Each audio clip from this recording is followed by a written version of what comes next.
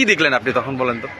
আমি গেছিলাম যে সময় মনে করেন আমি ওখানে আমার বন্ধু আমাকে কল দিয়ে রাতের বেলায় ফোন দিয়ে ডেকে নিচ্ছে বাসার থেকে, বলছে যে কি এনাদ বাজার যাবো কষাইপাড়া এরিয়াতে, ওখানে একটু কথা আছে, ওখানে কিছু মানুষের থেকে টাকা নিবে।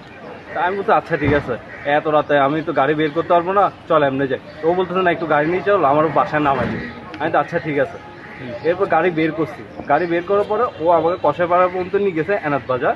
ওখানে যাই বলছে তুই এখানে দাঁড়া, আমি গলির ভিতরে যাচ্ছি, ওতে টাকাটা নিয়ে আসে। আমি তো আচ্ছা ঠিক আছে, গলির ভিতরে যা।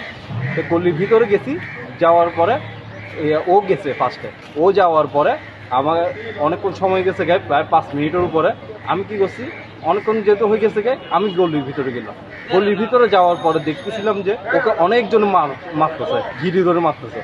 তারপরে একটা মহিলা বাড়িছে, মহিলাকে আমি বলতেছি যে এই আপনি একটু ওখানে যাই দেখেন তো কি হয়েছে। তারপর দেখতেছে মহিলাটা ওখানে চিল্লাচিল্লি করতেছে, সানি সানি করে ডাক দিতেছে একটা ছেলের নাম ধরে, সানি সানি এটা কে। তারপরে ওই ছেলেটা কি আছে, আমি একটু সামনে যাই দেখতেছি আকাশকে মারতেছে। আমি হন ছুড়ে দিতে গেছিলাম। তারপর দেখতেছি ওই ছেলে ছুরি বার করছে, ছুরি বার করে হচ্ছে আকাশকে স্টেপ করছে। ফার্স্ট স্টেপ করার সাথে সাথে আকাশে ব্লাডিং হওয়া শুরু করছে। আকাশে ওখানে ব্লাডিং হচ্ছে, ওর রান ধরছে। রান ধরার পর আমি কিছু সাথে সাথে বের হয়ে আগে দিয়ে অটো রিক্সা পাঠাইছি গলির ভিতরে।